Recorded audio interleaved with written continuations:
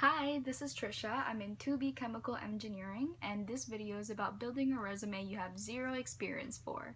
And honestly, in first year, most people don't have any experience. You just kind of like worked at McDonald's or Tim Hortons, or you volunteered for some place. But most of the time, people don't have any industry experience, and that's okay. Because most of the companies that do hire first years, they know that you might not have the technical skills you need. And so, because they know that, they're gonna hire you and teach you the technical skills on the job. So it's more important to focus on the soft skills, and these kinds of soft skills will be important. And the way you figure out what kind of soft skills you want to add onto your resume is by looking at the jobs that you want, say like process engineer or full stack developer. Look at all the jobs that have that title that you want and read through their job applications, see the type of skills that are repeated over and over again at every application, the type of personality they want, and make sure you add an example or experience you have with that skill. So the most common soft skills that I see in engineering jobs, for example, are problem solving, written and oral communication, attention to detail, and teamwork. And so to add all of these into your resume, make sure you have a clear type of problem that you solved, or how you solved it, how many you solved. Make sure that you have very specific examples, and try to make it so that it's a big deal when you try to put the impact of solving this problem, or maybe the impact of paying good attention. Anyways, a lot of co-op job, like getting a co-op is more luck, so good luck. Don't be too hard on yourself, and happy job hunting. Hi everyone, my name's Lisa, my pronouns are she, her, I'm in 3B Nano, and I'm here to talk about my experience getting my first co-op. So unlike a lot of people in my class, I came into my program with no real idea of what I wanted to do with my career path. I didn't feel like I had a lot of technical skills or relevant work experience, so I knew my goal for my first co-op was just to get a job. So if you have a very specific idea for the field that you'd like to work in, I don't really recommend using the advice I'm about to give. So what became most important for me when I was applying to jobs was to apply to as many of them as possible in order to maximize my chance of getting an interview.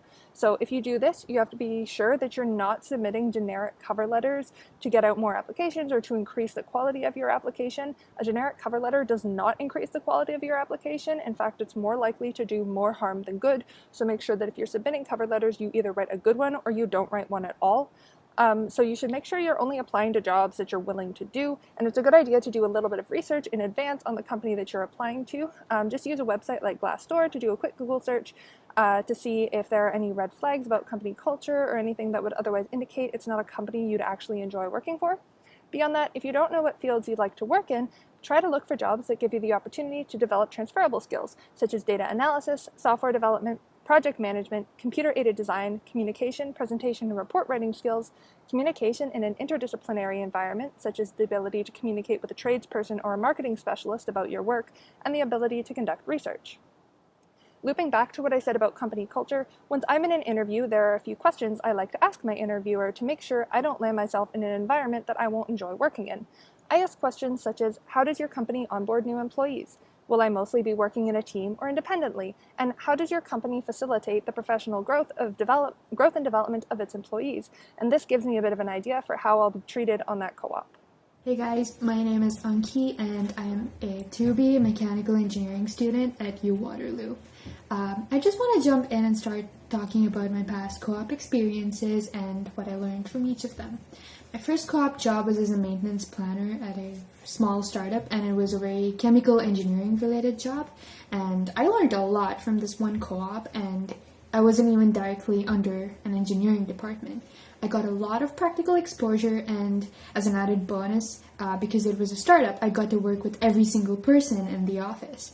And as a result, my people skills just improved exponentially. My second co-op was as a reliability engineer, and this wasn't my favorite job because I just sat and organized long lists of spare parts and deleted the redundant ones. And I realized more than ever from this job that I really value the practical exposure side of the job. My third co-op job was as a mechanical building and systems designer, but it unfortunately got cancelled due to COVID. But to really aim for this sort of job, I think having a good hold on different designing softwares like AutoCAD or SolidWorks really goes a long way. When I was in 1A, my priority was to get a job, and it didn't really matter what field it was in.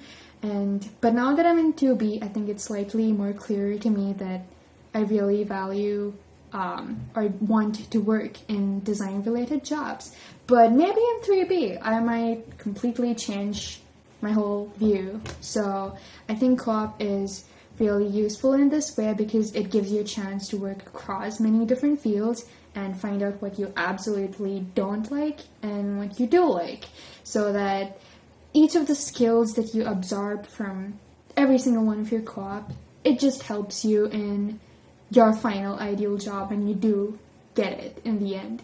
I know it's super stressful to worry about what kind of job you get, especially in first year, but I think that honestly not pressurizing yourself too much over it and just making the most out of what you do work hard for as you go is a lot more rewarding.